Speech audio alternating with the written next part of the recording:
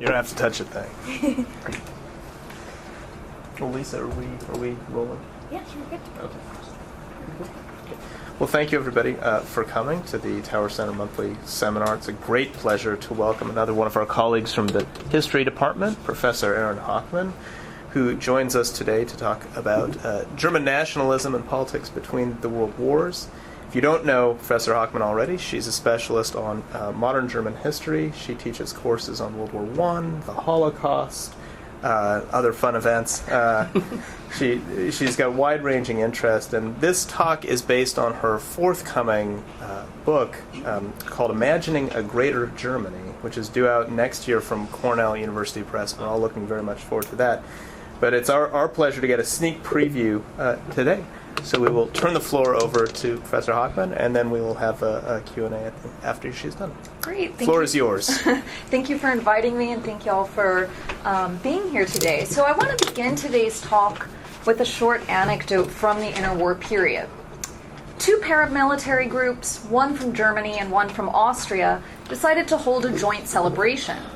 The weekend festivities began with a torchlight parade that ended with the symbolic burning of the boundary post between Germany and Austria. As the post landed on the pyre, a roar of approval emanated from the 12,000 torchbearers. 2 days later, following a parade of over 100,000 Reich Germans and Austrians, prominent politicians assembled in a theater to highlight the meaning of the festivities. To the cheers of the audience, 3 Reich German speakers expressed their firm desire for an Anschluss, or a political union between Germany and Austria. The final speaker at the ceremony hailed from Austria.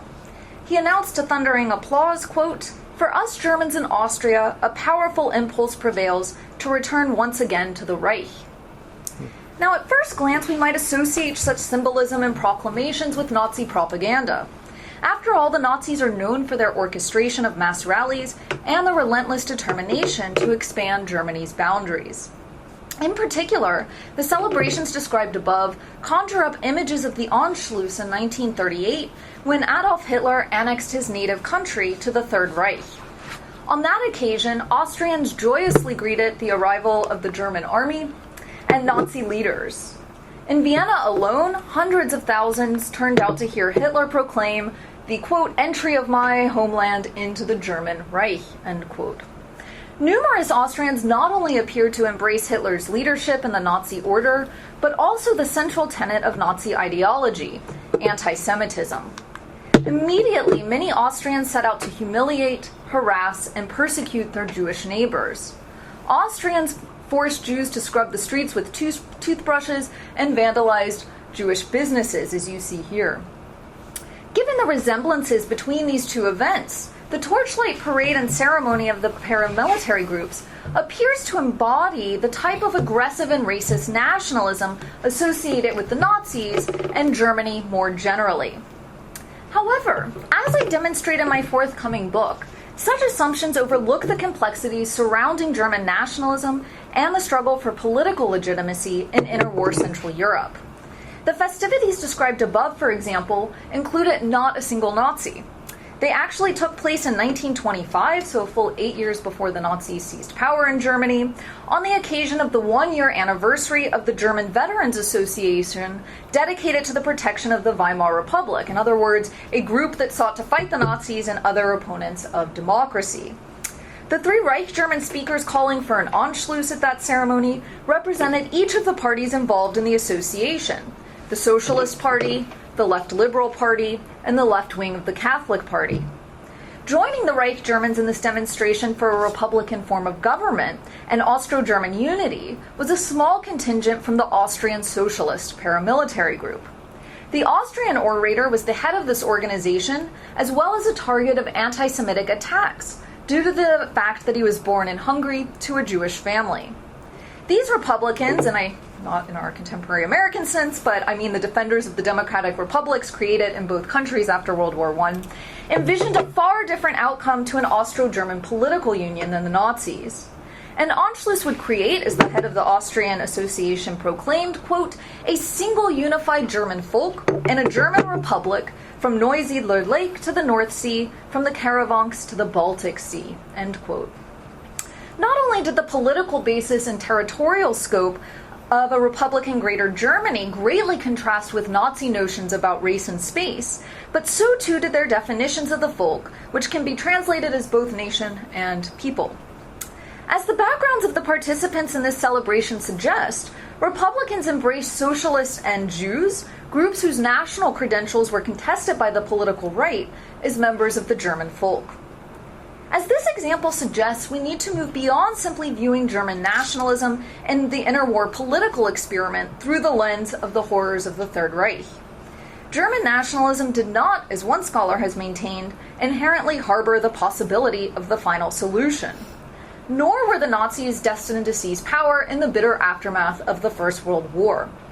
Republicans in both countries worked hard to popularize the infant republics by staging mass rallies and creating their own form of German nationalism, one that stood in direct opposition to the exclusionary and violent nationalisms of the political right. In doing so, they illustrate that the Nazis could not lay sole claim to the national movement, and that democracy did indeed have enthusiastic supporters in both countries after the Great War. Now, to flesh out this point, I want to look more closely at the Anschluss movement, which again sought to unify Germany and Austria, a move that was at least momentarily prohibited by the treaties of Versailles and Saint-Germain, unless Germany and Austria could gain the approval of the Council of the League of Nations. So it wasn't forever prohibited, but they had to get the approval of the Council of the League of Nations. Just as is the case with German nationalism, scholars have asserted that any expressions of ethnic belonging between Germans and Austrians were emblematic of racist thinking. Moreover, they have viewed any mention of an Anschluss as simply a manifestation of pan-Germanism or a harbinger of Nazi empire. Yet, as the vignette I opened with highlights, the Nazis were not the only ones seeking to redraw Germany's borders or proclaim their allegiance to a vision of a German nation that extended beyond state boundaries. From the end of the First World War in 1918 until the Nazi seizure of power in 1933, proponents of the Anschluss idea came from a wide range of political and social backgrounds. The Anschluss movement cut across the major fault lines running through German and Austrian societies. It included both the supporters and opponents of the Weimar and First Austrian republics. It included Jews and anti-Semites. It included Protestants and Catholics. And it included the working class and the bourgeoisie.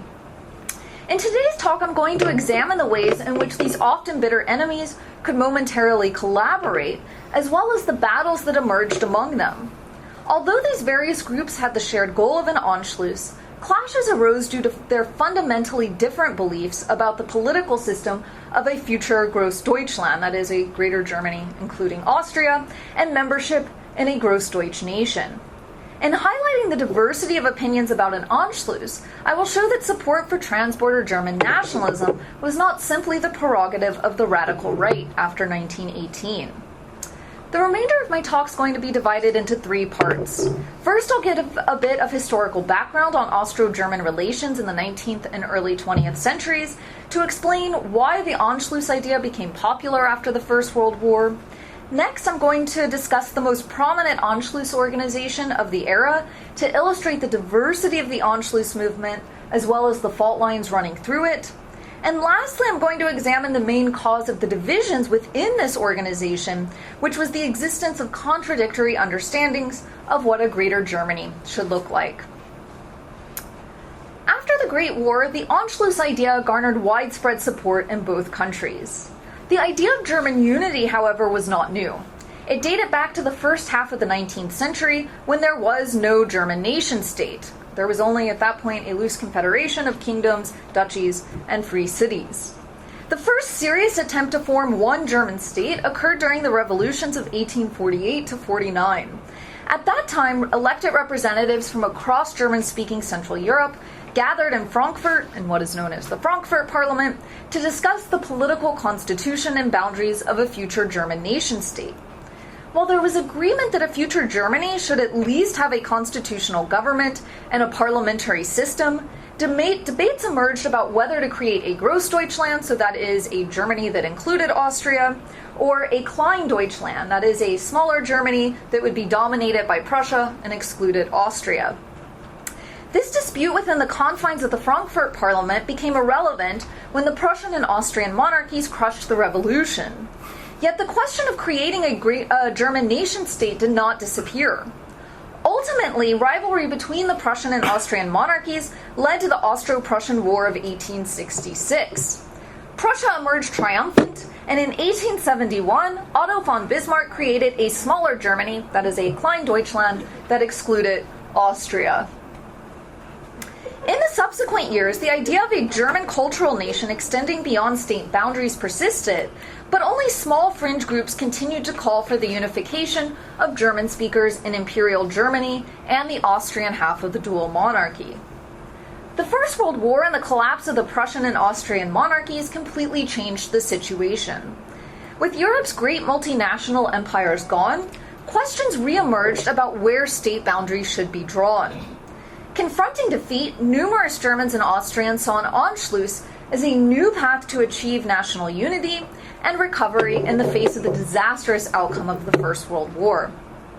The desire for an Anschluss was especially acute in Austria, where most people believed the new rump state to be economically unviable. The victors of the war, however, did not want to see Germany benefit from the war, and therefore prohibited an Anschluss from taking place unless the Council of the League of Nations approved it. Despite this ban, Germans and Austrians from across the political spectrum continued to call for a union between the two countries. To illustrate how far-reaching support for an Anschluss was after the First World War, I'd now like to turn our attention to the most prominent Anschluss organization of the Weimar era. It's known as the Austro-German People's League, in German the Österreichisch-Deutscher Volksbund. Founded by Austrian citizens living in Germany after the First World War, the People's League began to make inroads in the German population during the first half of the 1920s and garnered the support of a number of prominent German politicians. The organization eventually expanded across the border, with Austrians setting up their first branch in Vienna in 1925. By 1931, the Austrian side of the People's League claimed to have 1.8 million members, which was nearly one-third of the entire country's population. While the People's League did have committees to address the technicalities involved in realizing a political union, such as reforming the legal and economic system in both countries to prepare the way for an Anschluss, its chief goal was to produce propaganda and stage mass rallies in order to generate support for an Anschluss both at home and abroad. In trying to spread its message and enhance its appeal, the organization emphasized that it stood above party politics. And here we can see one of its main ads, and it's marketing itself as an überparteiliche Anschluss organization, so a organization that stood above party politics. As its charter stated, quote, "Every German who avows him or herself to the Anschluss idea can become a member regardless of citizenship, party affiliation, and confession of faith." End quote. The open admission standards made this association an anomaly in an era of increasing political fragmentation and violence. At a time when political paramilitary groups and political feuds proliferated, the People's League brought together individuals who under other circumstances were bitter enemies. Indeed, members of almost every major party in Germany and Austria, with the exception of the Communists and the Nazis, joined the organization. As a member of the People's League who hailed from an anti-democratic party in Germany explained, the association appeared to bridge intractable political divisions. Speaking about a People's League rally in the Austrian province of the Burgenland in 1928, he pointed out how members of two opposing paramilitary groups came together and spoke about the Great German Unified Reich, or Einheitsreich in his word. He continued, quote, "There, for perhaps the first time, the idea of the Reich publicly bridged the separating divide of the parties." Similarly, a list of corporate members of the Austrian side of the organization contained groups from Catholic conservative, socialist, and right-wing circles, which under other circumstances demonized one another. Or to get a better sense of how peculiar the People's League was, we can look at a couple of the leading figures within the organization.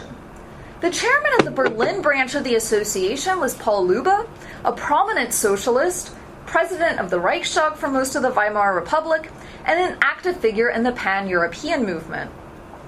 In the Austrian organization, the treasurer, as well as the author of its founding proclamation, was Otto Seyss-Inquart, a man active in nationalist circles and eventually Nazi ones.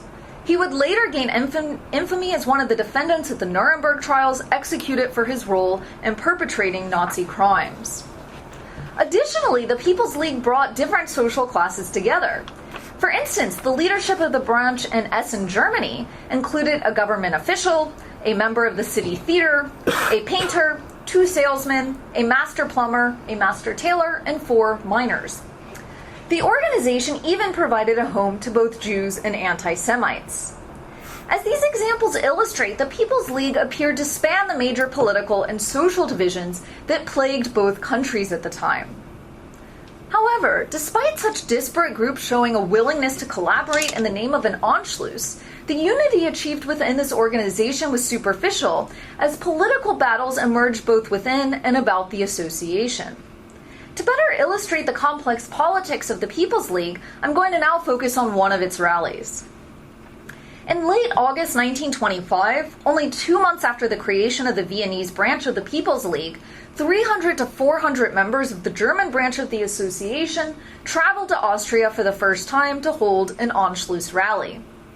A few weeks before the German contingent set off on its journey, the Journal of the German side of the organization explained that members of every major German party and social class would be among the participants. It stated that the German delegation would include prominent politicians from the Socialist Party, middle-class Republican parties, a bourgeois party that was ambivalent about the Republic, and a fiercely anti-democratic party. It would also comprise high-level officials, teachers, academics, manufacturers, salespeople, tradesmen, white-collar employees, and industrial workers.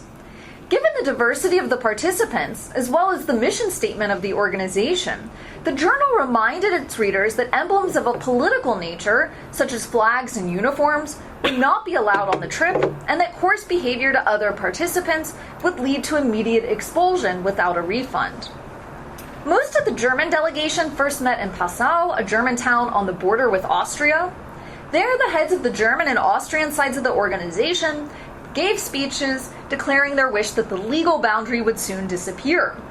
The group next proceeded by train to Linz, where a jubilant crowd greeted the arrivals, and another round of speeches by members of the German and Austrian halves of the People's League occurred.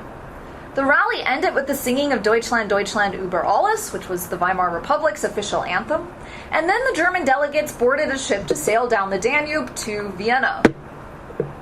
The ship was decorated with black, red, gold flags. This was both the historical flag of German unity from the Revolution of 1848, as well as the official colors of the Weimar Republic, and also carried emblems of various provinces and towns in both countries. Although heavy flooding on the Danube prevented the ship from making prearranged stops along the way, crowds gathered at the shoreline to show their support. They cheered, waved handkerchiefs, and a few towns even organized gun salutes to honor the passing boat and consequently the Anschluss idea. Thousands gathered along bridges and the pier to greet the ship when it finally arrived in Vienna. As the passengers disembarked, a band from the Austrian Socialist paramilitary group played music, and onlookers called out cheers to Germany. Both Lübbe and a representative from the Austrian Social Democrats gave speeches, once again underlining their desire for Austro-German unity. The main Anschluss rally transpired the following day at the Viennese City Hall, which was flying black, red, gold flags. Politicians from almost every major party in Germany and Austria proclaimed their support for an Anschluss. A number also used the opportunity to highlight the Anschluss movement's ability to bridge the fault lines running through German and Austrian societies. According to Theodor Heuss, a member of the left-liberal German Democratic Party and future president of West Germany, quote, "One is not first a Catholic or Protestant, but a German, just as one is not first a Bavarian or Prussian or Tyrolean. Rather, one is, above all, a German." Or as the Austrian Victor Mittermann, who at the time was a member of the anti-Marxist and anti-Semitic Greater German People's Party, stated, quote, "Whether they stand on the right or left, they are all filled by the great thought that we all have to serve the Grossdeutsch idea," end quote.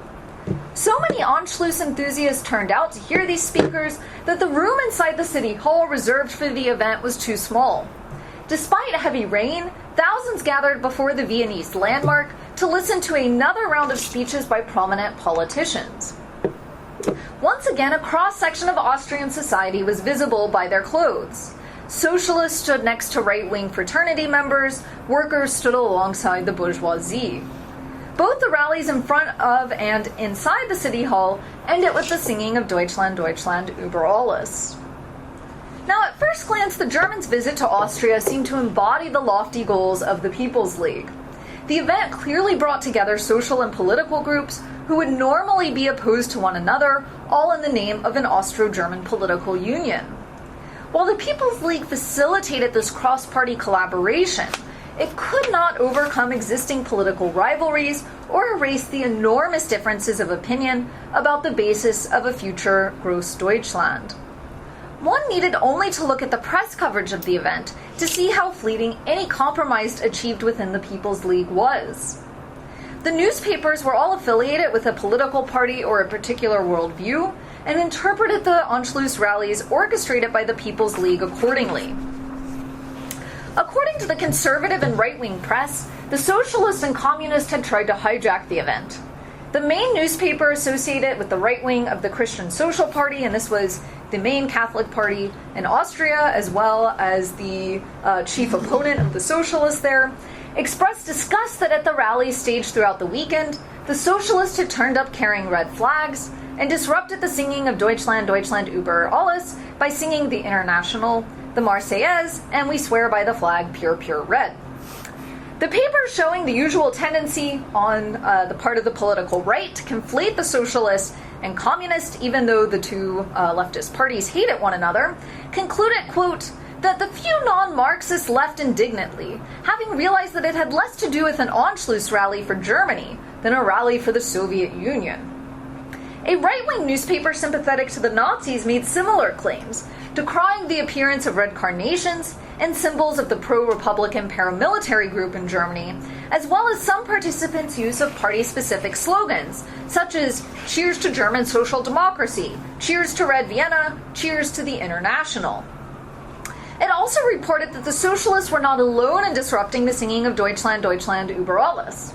According to this right-wing publication, communists sang the Internationale and the Marseillaise, while the socialists sang the Lied der Arbeit, which was the anthem of the Austrian Socialist Party. Newspapers affiliated with the Christian Social Party also objected to the attacks made by the socialist speakers on two of its most important figures, the priest Ignaz Seipel, who served as chancellor for much of the First Austrian Republic, and Heinrich Matthias, who was foreign minister at the time. There was no disagreement among the various political parties about whether socialists had criticized the Christian Social Party. At least three socialist speakers, as well as Heuss, used the Anschluss rallies to condemn recent anti-Anschluss statements made by Seipel, as well as Matthias' foreign policy, which sought to draw Austria closer to Italy and other foreign opponents of an Anschluss. For the Christian Socials, as well as other newspapers on the political right, these denunciations were simply more evidence that the socialists only sought to use the Anschluss movement for its own ends. In the eyes of the political right, the socialists were solely to blame for the politicization of the People's League. As the anti-Marxist and anti-Semitic Greater German People's Party argued, it was willing to work with all circles to realize an Anschluss. But it found this to be a very difficult proposition because the socialists were, in their words, misusing a national cause for party political ends. The socialists in Germany and Austria, as well as the left liberals who were their allies in the fight to support democracy against authoritarianism, balked at these accusations. For one, they argued the criticisms of the Christian Socials were accurate. Seipel had made anti-Anschluss statements at a recent gathering of Catholics in Dusseldorf, and Matthias was pursuing a foreign policy hostile to an Anschluss. And they added, if any further evidence was needed to support their attacks on the Christian Socials, one only needed to look at the number of Christian social speakers at the various rallies in Vienna that weekend. As these newspapers pointed out, Christian Socials, while members of the People's League, were conspicuously absent from the roster of speakers. It was therefore not the political left who was hostile to the Anschluss idea, but the Christian socials themselves. The large number of workers in attendance at the Anschluss rallies demonstrated, to use the words of the main socialist paper in Austria, quote, that this is proven more insistently than before that above all the working people of Vienna want the Anschluss. Only intentional lies are capable of still denying this. These leftist newspapers also made no mention of socialist singing party songs, and their reports only the communists had caused disturbances. Each of the political groupings therefore accused the other of betraying the Anschluss idea in an attempt to undermine their opponent's legitimacy.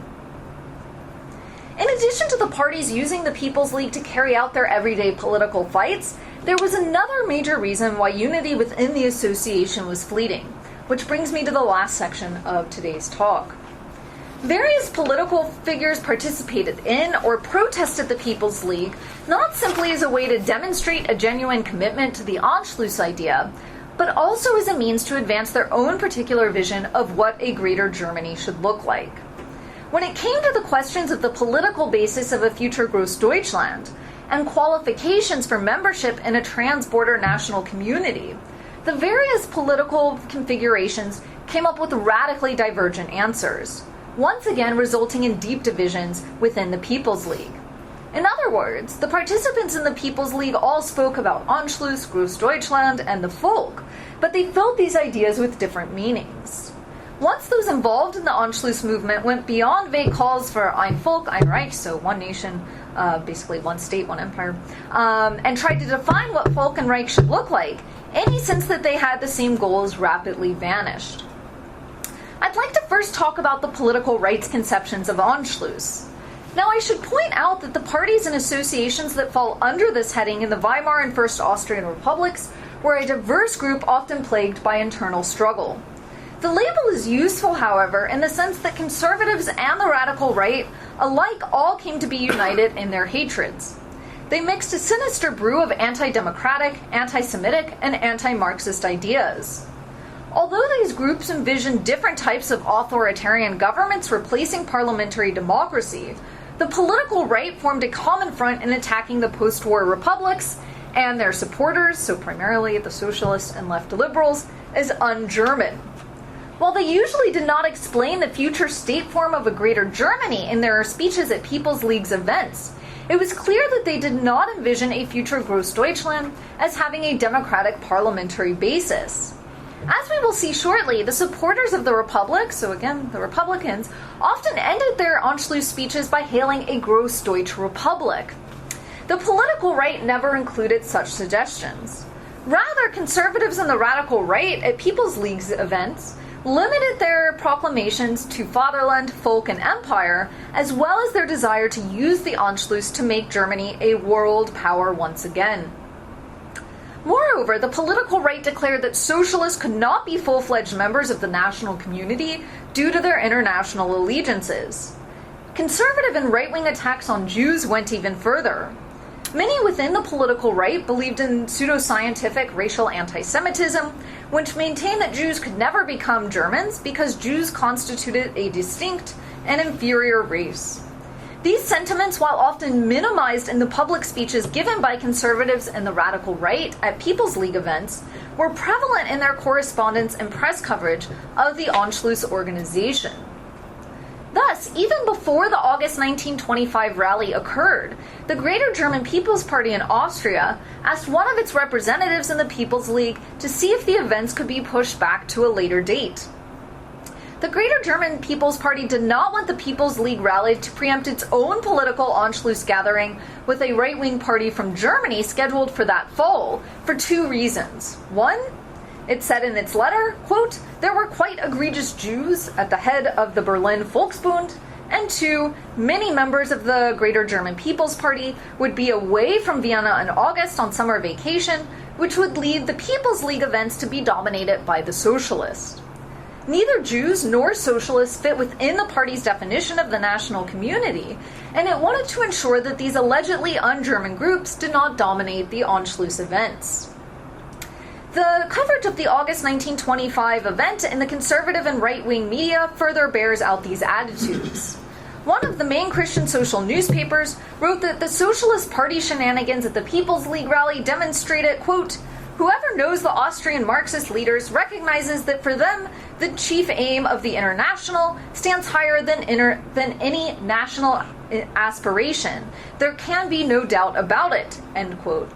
Upset by the socialist speeches attacking Christian social leaders, the newspaper went even further. Quote, "So nothing left remains from the rallies on the occasion of the visit from the Reich than the proof that Marxism poisons and destroys whatever it touches," end quote. Or as a right-wing paper summed up its negative assessment of the August 1925 events, quote, "One good thing came out of the rally. It has demonstrated to all those who approach the Anschluss cause with the best intentions and full of idealism what no longer really needs to be substantiated. That a national cause is not to be carried out together with the Jewish Marxist leaders," end quote. For the political right, neither Jews nor socialists could be true members of the German folk. The main opponents of the political right, so the Republicans, who again were predominantly socialists from both countries, but also left liberals in the left wing of the Catholic Party in Germany, embraced completely different understandings of an Anschluss, Greater Germany, and a trans-border nation. Indeed, in my book, I argue that Republicans actually used the Großdeutsch idea, so again, this historical idea that Germany should include Austria, and support for an Anschluss as the primary way to create their own form of German nationalism that could stand in direct opposition to the exclusionary and aggressive nationalisms of the political right. To do this, a number of Republicans drew a distinction between Alldeutsch nationalism, and Alldeutsch translates into Pan-German, and Großdeutsch nationalism, which would be Greater German nationalism. They argued that the political right based its Alldeutsch nationalism, again, on Pan-Germanism, which entailed a narrow definition of the folk, as well as the use of military force to exert power over people at home and abroad. By contrast, Republicans said they promoted a Großdeutsch nationalism, which reinforced a democratic body politic, a pluralistic society, and peaceful international relations. As the socialist business director for the German side of the People's League insisted, quote, "All Deutschtum and Großdeutschtum are not only not identical, but are opposites." Consequently, unlike the political right, Republican speakers at the People's League events often led a chorus of cheers for a Großdeutsch Republic at the end of their speeches. They saw their support for an Anschluss as a way to counter the political right's claim that the Republicans were un-German. As Paul Luba explained at one of the August 1925 People's Rallies, quote, "This will to unification, to the creation of a united body politic, which the best of our folk dreamed of 100 years ago, is the fulfillment of the wish which moved the Frankfurt Parliament in 1848. This will to unification has been impeded by the special interest of the different German dynasties. But in the long run, it cannot be stopped where democracy and the will of the folk prevails." Now, in this statement, Luba raised two consistent arguments that Republicans made to defend democracy. First, by pointing to the precedent of 1848, Republicans sought to prove that democratic ideas and practices could be found throughout German history. They argued that democracy was authentically connected to German nationalism because democratic ideas were the cornerstone of historic efforts to achieve German national unity. The Frankfurt Parliament was their main piece of evidence, for it had both sought to create a German nation-state with a parliamentary system and had included Austrian representatives. By drawing a direct connection between the Frankfurt Parliament and the post-war republics, Republicans contended that democracy was not a foreign imposition or the result of a wartime stab in the back, as the political right often insisted. Rather, according to Republicans, the republics were a national tradition deeply rooted in German history. Second, Republicans maintained that only a Republican and democratic government could fully achieve a greater Germany. As Luba suggested, the rivalry between the Austrian and Prussian monarchies had prevented German speakers in Central Europe from realizing their dream of a united German state in the mid-19th century. Therefore, only a representative government could place national interests above particularistic ones. Republicans did not simply use the Anschluss idea to defend the new post-war state form. They also argued their support for an Anschluss and their participation in the People's League demonstrated that they had genuine national convictions. They thereby tried to counter the political right's claims that socialists, pacifists, Democrats, and Jews were un-German. Socialists, for example, asserted that their commitment to international causes did not preclude a commitment to national ones. To illustrate this point, it is useful to look at the web of interwar organizations that Paul Löbe was involved in. As I mentioned earlier, Löbe was president of the Reichstag, so the German parliament, for most of the Weimar Republic, and a prominent member of the Social Democrats. In addition to these political roles within the Reich, Löbe also served in leadership positions in a number of organizations whose reach extended beyond the borders of Germany. He actively participated in the Pan-Europe movement, which we can see is kind of the antecedent of today's EU, and in international socialist organizations. And of course, he was chairman of the German side of the People's League. For a man like Löbe, internationalist aims could easily be reconciled with national ones.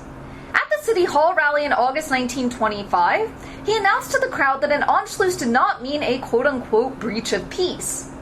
And here he was advancing a common claim among Republicans that they would only seek to achieve an Anschluss by working through the League of Nations. They would not pursue military action to achieve this.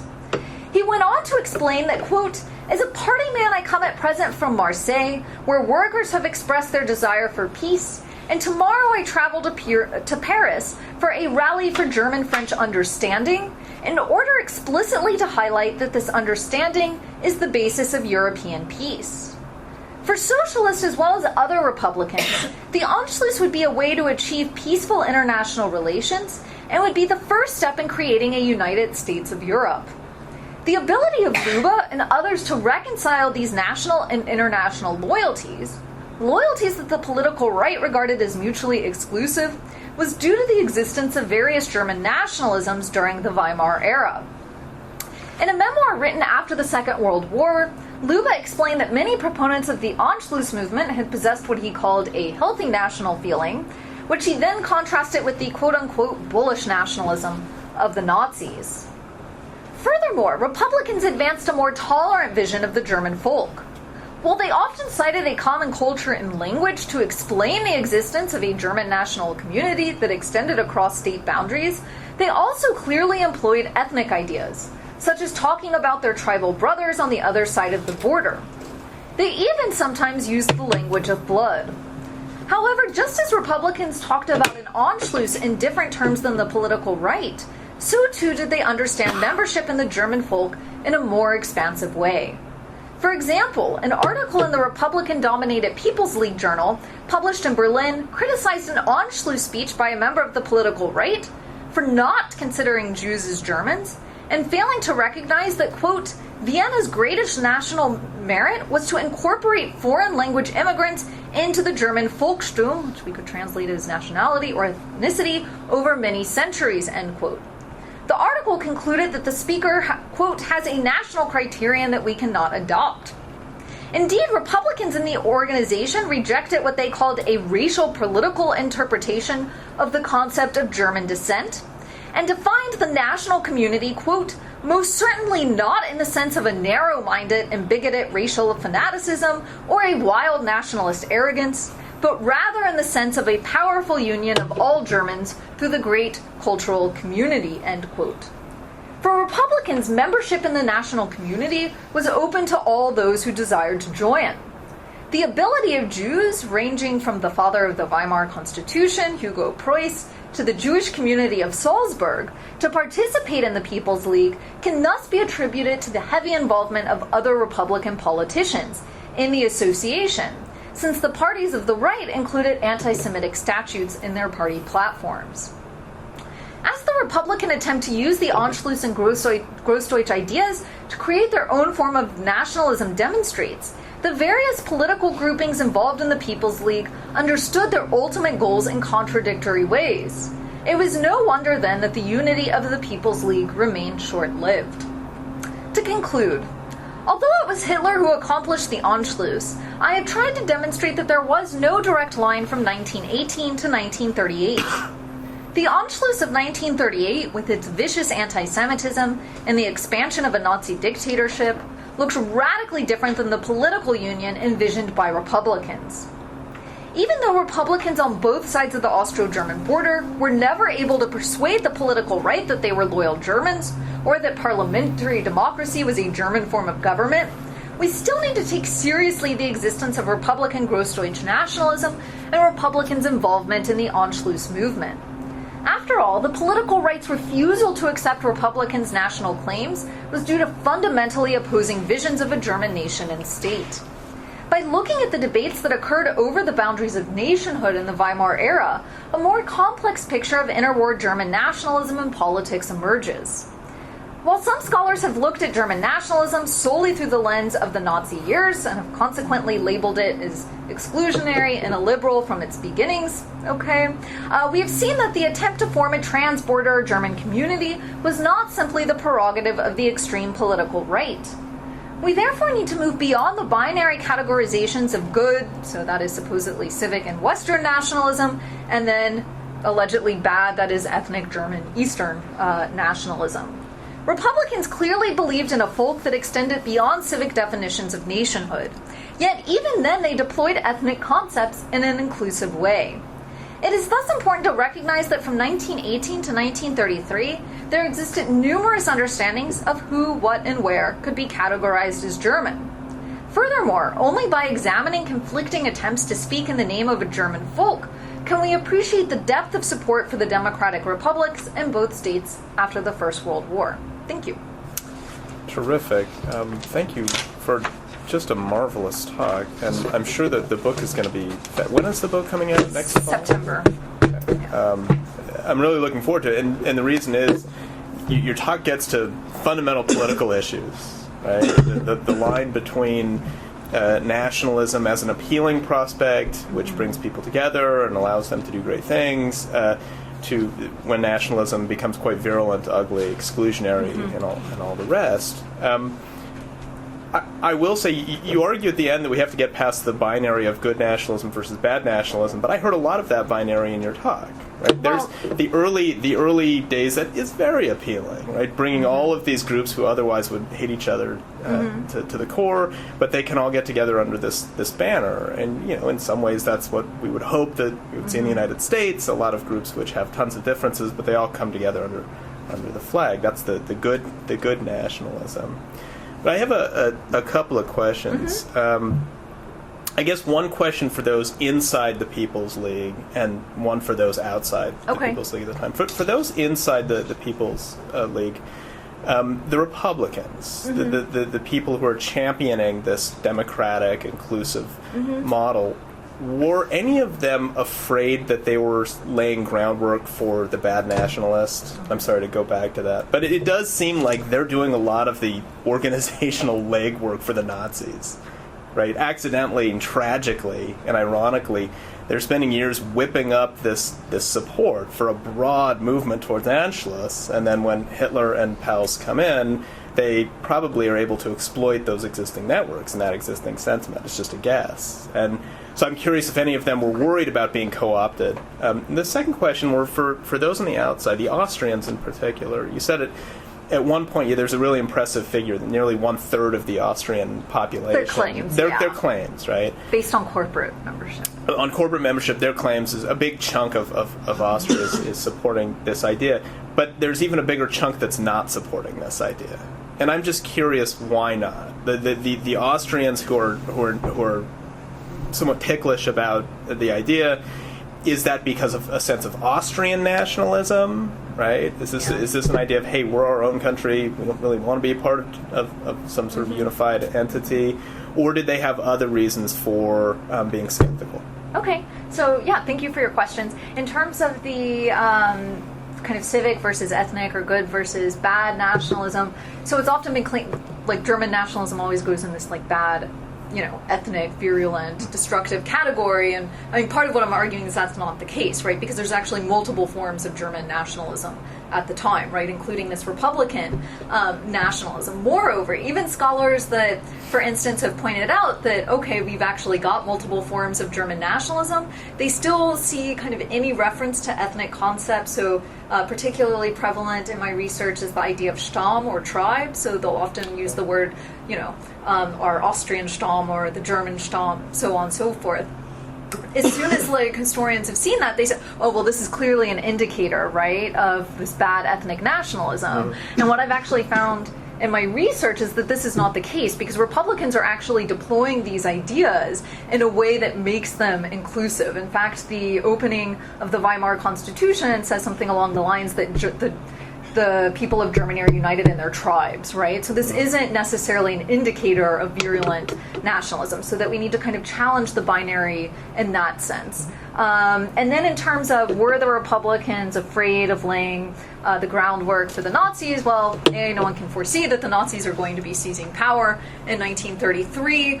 So, I mean, that's not a fear at the time. And in fact, what they're really trying to do is legitimize democracy and the republics by using nationalism, right? Because the political right is using nationalism as a weapon to attack democracy in the republics. They're constantly saying that these republics are a foreign imposition, that, right, the supporters of the republics are un-German, that they had, stabbed the German army in the back after the, towards the end of the war. And so Republicans, to kind of counteract these arguments advanced by the political right, are trying to create their own form of nationalism that really does look very different than, right, what the conservatives and right-wing radicals are saying. And in terms of, I didn't have time to address it today, but I actually do look at what happens to this organization after 1933.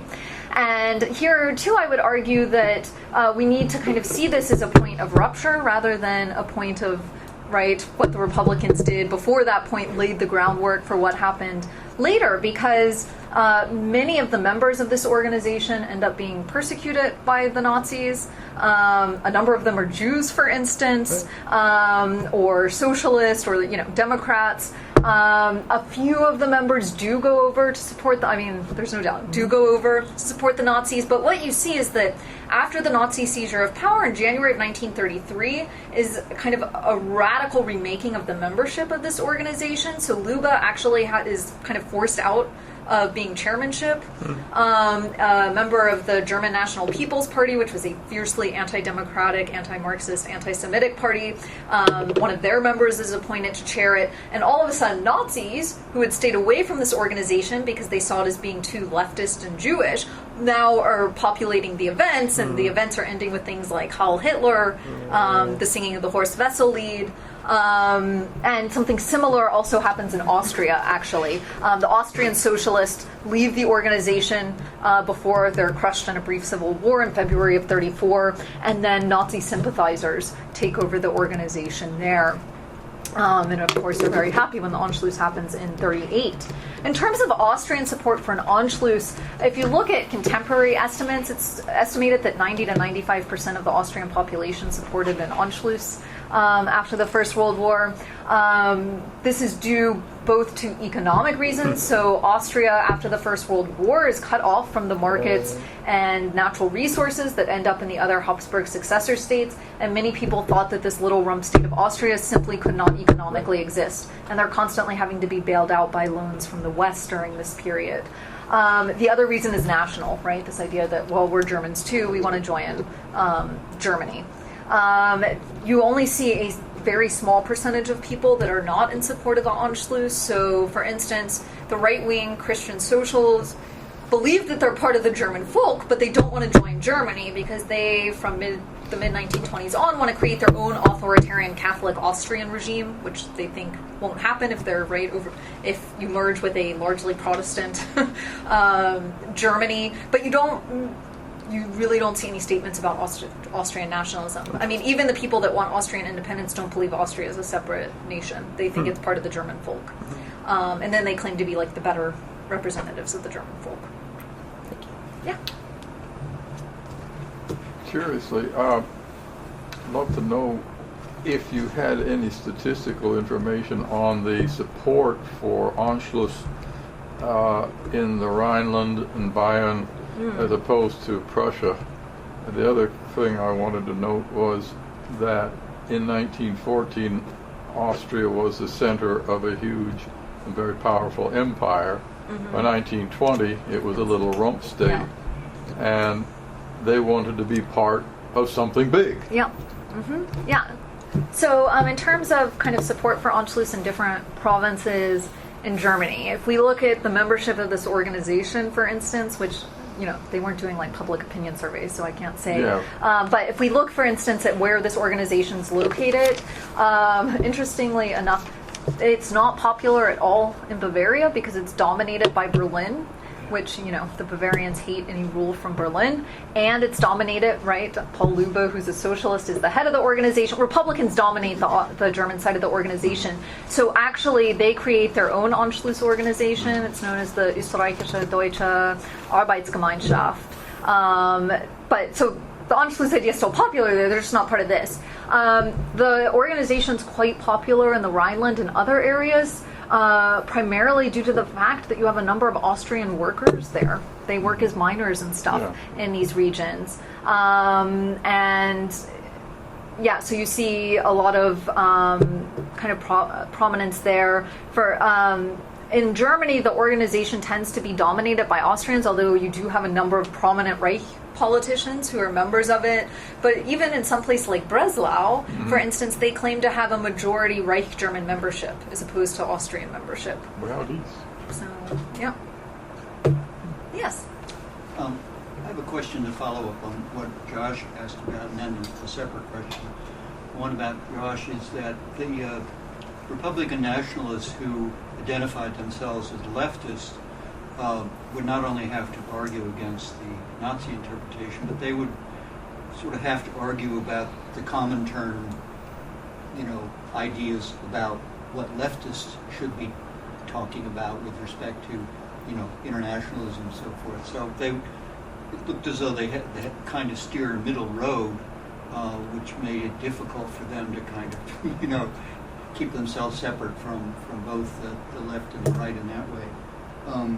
As a former student of Walter Kaufmann, who famously wrote a book trying to denazify Nietzsche, I'm curious to know if these Republican nationalists made any use of Nietzsche at all, and if so, what did they have to say about Nietzsche?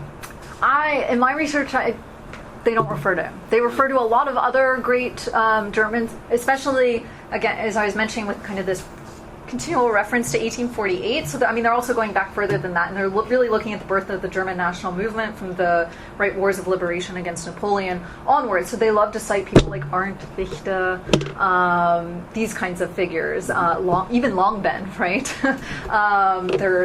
Who was an avowed anti-Semite. They're citing him because he talks about kind of Grossdeutsch colors and ideas. But then, they're also citing people like August Bebel, Wilhelm Liebknecht, so major leaders of the German socialist movement, as having always been Grossdeutsch. They cite Marx and Engels. The list goes on and on of the people they cite. So they're really kind of trying to draw on a diverse cast of characters to say that, right, our Grossdeutsch idea and a democratic tradition, have existed, right, and are very closely intertwined to this movement for German national unity. Now, in terms of kind of what the left's doing, of course, there's a huge split, right, between the communists and the socialists during this period. So in Germany, they hate one another. They refuse to work with one another, even to stave off the rise of the Nazis. In fact, the communists often end up supporting the Nazis in the Reichstag in the early 30s because they hate the socialist and the democratic republic so much. And so, the social democrats, right, the socialists, they're not really concerned with the Comintern, right? They're not advocating violent revolution or anything like that. They want, right, parliamentary reform as a path to achieve socialism. So they're quite, they're part of the revisionist tradition.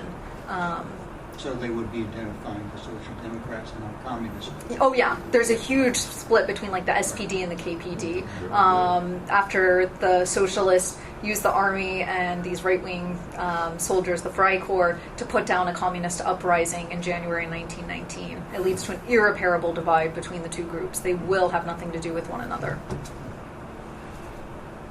Yeah, My question is like somehow related to the current Germany. Okay. This January, when we had the German diplomat at the speaker at the Tower Center, one thing he said is globalism is now part of German identity. Mm-hmm. And do you think that there's any like similarity or relationship between current globalism in German identity and German nationalism in early 20th century, especially like a good nationalism? Well, so,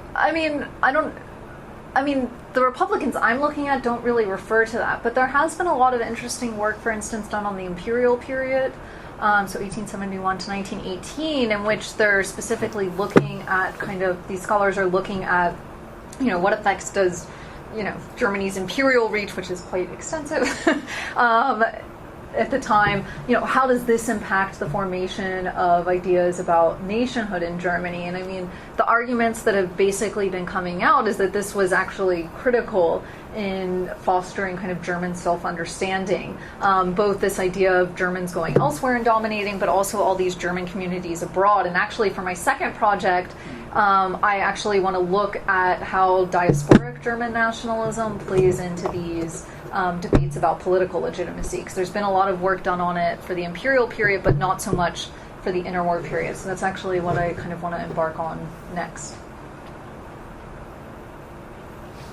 Yeah. Kind of a sad commentary to think that in 1848 and 49, Germany almost came together as a country from the bottom up with the Frankfurt Parliament and all of that, and the princes and monarchs put a stop to that. Yeah.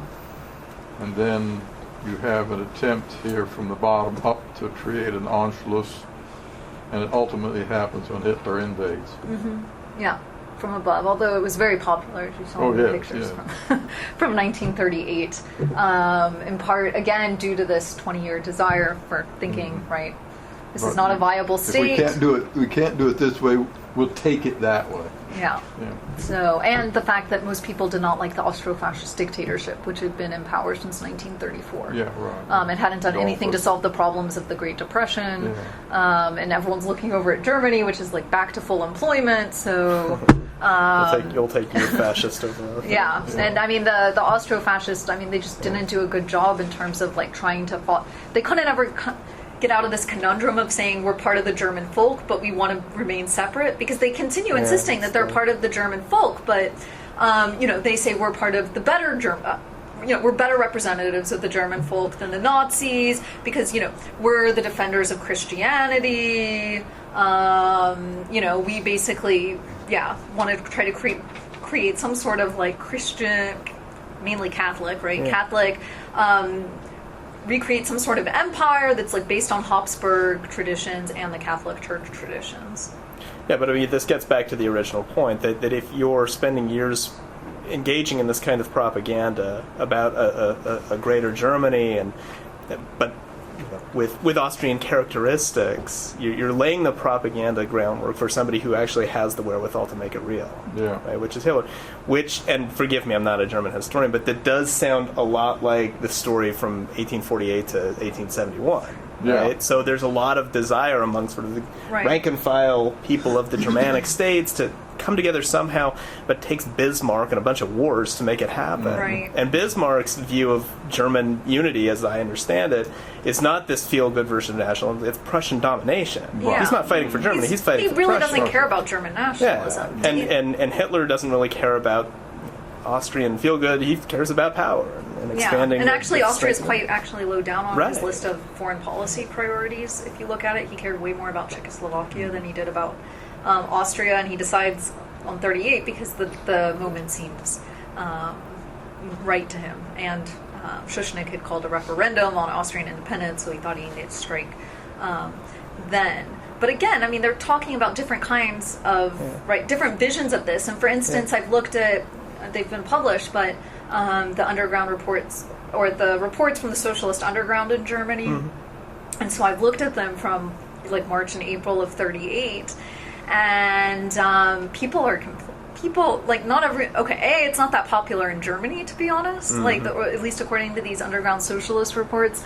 They're saying that there's not that much excitement. Everyone's actually more fearful that this might start a war with the West, right, since Anschluss was technically against the peace treaties, so that there's not that much enthusiasm for it within Germany, and that also there's a number of complaints raised within Germany that, hey, we wanted this under a democratic guise, but the West wouldn't allow it, and now all of a sudden they're allowing it under this form, and so there's actually a lot of discontent about that.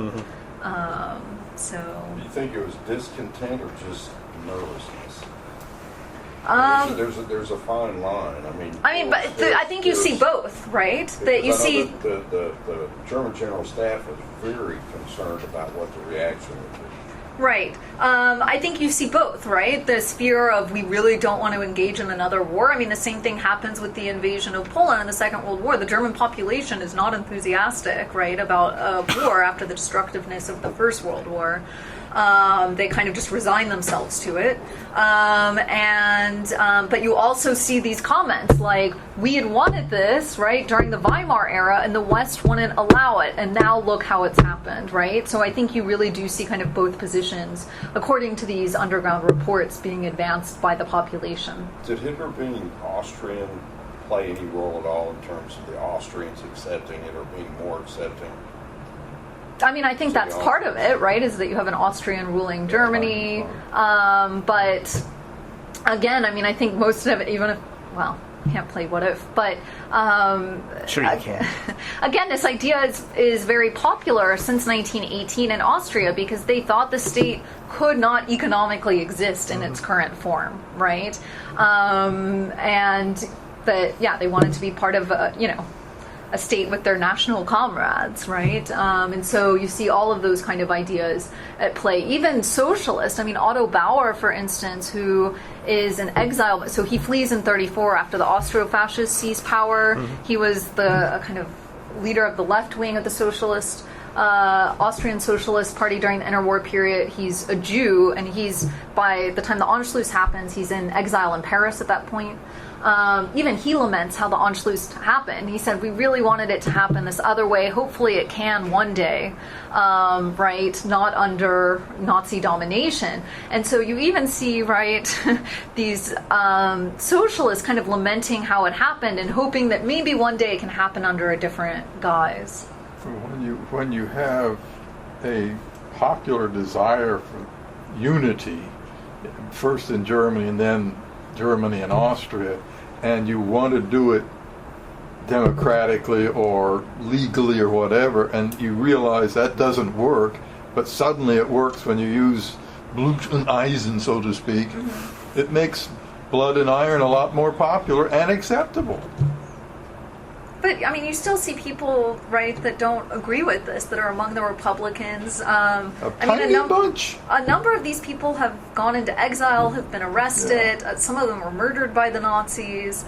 And so, yeah, I don't think you want to just draw this kind of straight line as preparing it. Again, they're proposing a vision that looks really to be the polar opposite of what the Nazis are proposing. Oh, sure, but this gets back to the earlier. It's not that they're laying the bureaucratic framework. No, right. It's that they're really cultivating the idea. Right. They're whipping up broad support for the general idea, and it sounds like the great tragedy that they get exiled, they murdered, and imprisoned. Right. But they've helped at least plant the seed in a lot of people's minds that this is a great thing and that we should all be working together towards this end.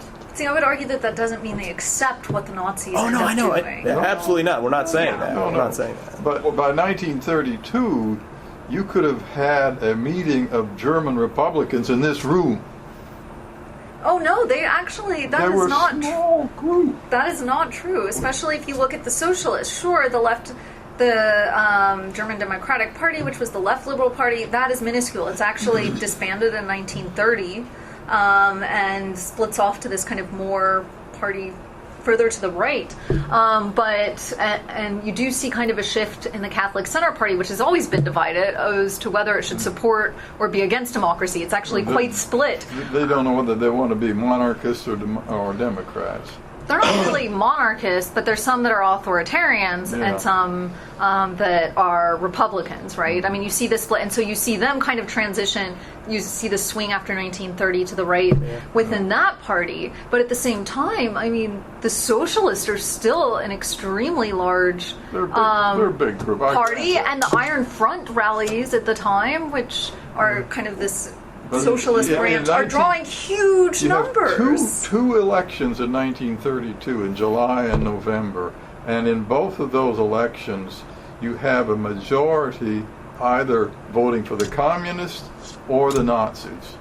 You cannot form a government without well, one there is of the no other. government. I mean, there is no parliamentary after March No. 1930. There's presidential cabinets. But I mean, that's where there are no Republicans left in numbers big enough to make. I would disagree, actually, if you look at the numbers. For instance, the Republican paramilitary group, right, the Veterans Association, the Reichsbanner, Schwarz-Rot Gold, is actually far larger than the Stahlhelm, which was the main conservative, kind of right-wing paramilitary group of the time.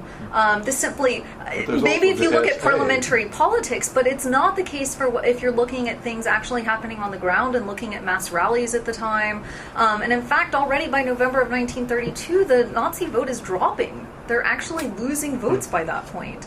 And there's real worry within November, the November between July election and day, November. they lose a lot. Yes, there's no question about that. They dropped from 230, I think, to 196 in the parliament, which is no small thing.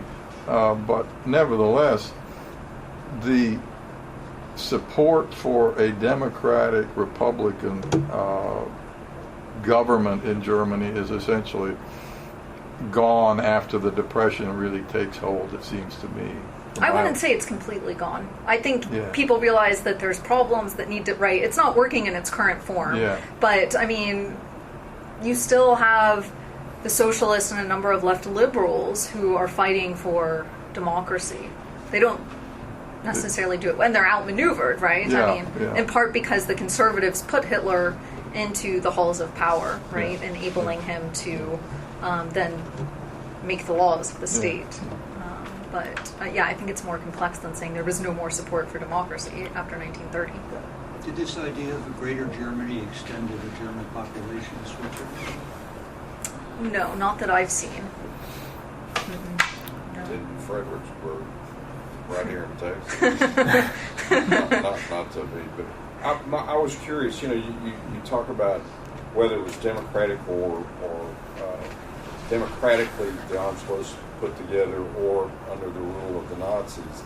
How much of a role did the legitimacy of the Versailles Treaty have upon just the population in general? Because it seems to me that Republican, socialist, communist, Nazi, they all saw the Versailles Treaty as something that was egregious. And in 1936, when the Rhineland was taken back, because they tried to get it back democratically, and the Nazis took it back, that just seemed to sort of just lay the groundwork for the Anschluss to happen, and for no one to really speak against it at that point. Yeah. So, can you repeat your? Well, just how much of, in terms of, because what we've heard here is, the people wanted it. They really kind of wanted it democratically. The Nazis wanted it, and they were willing to do it by force. But the reality is, both sides saw the breakup and all the things that the Versailles Treaty did as an egregious and almost in some ways illegitimate act. Oh yeah, I mean everyone in Germany. I'm actually lecturing on this at 3 in my First World War class on the Treaty of Versailles.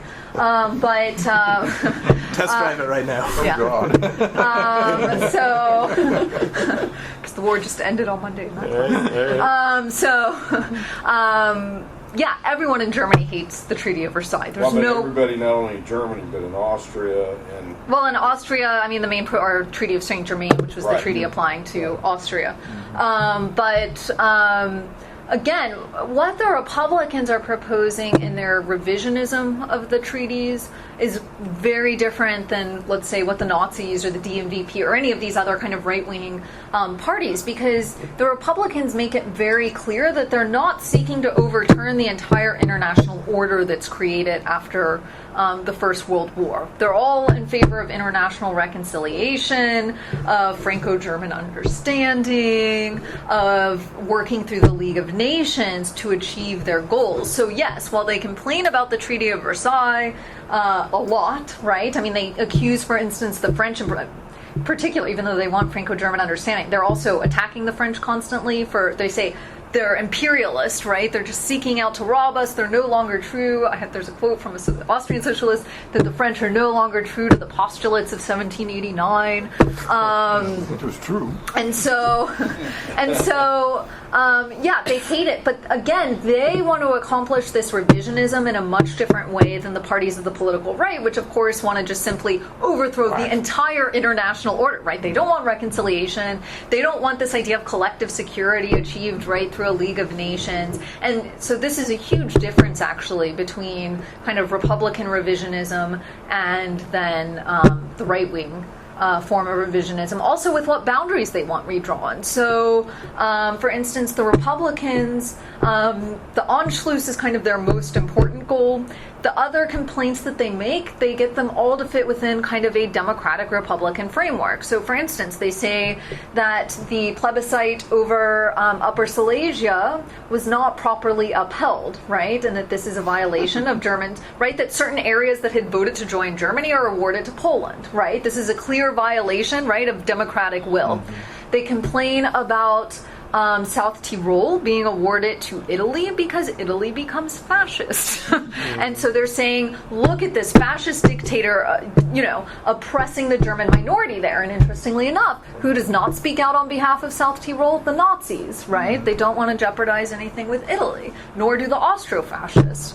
They also, for instance, are against things like the occupation of the Rhine, the Ruhr, and the Saar, because again, they're saying that this is simply a manifestation of French imperialism, that the democratic will of these people has been denied. But you don't see them, for instance, calling for, right, the union of all kind of racial, ethnic Germans, right, which you do on the right.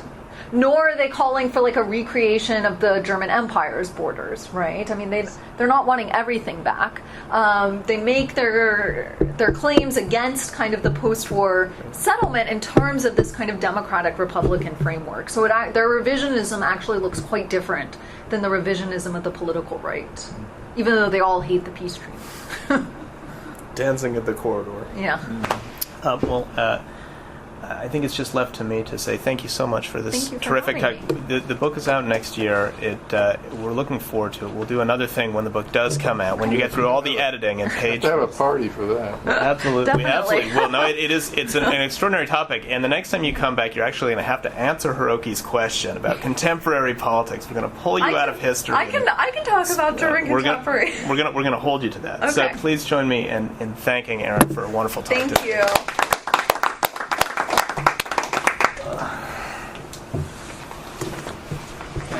Enjoyed it. Oh, thank you. Yeah, because I usually I'm a little frustrated with that.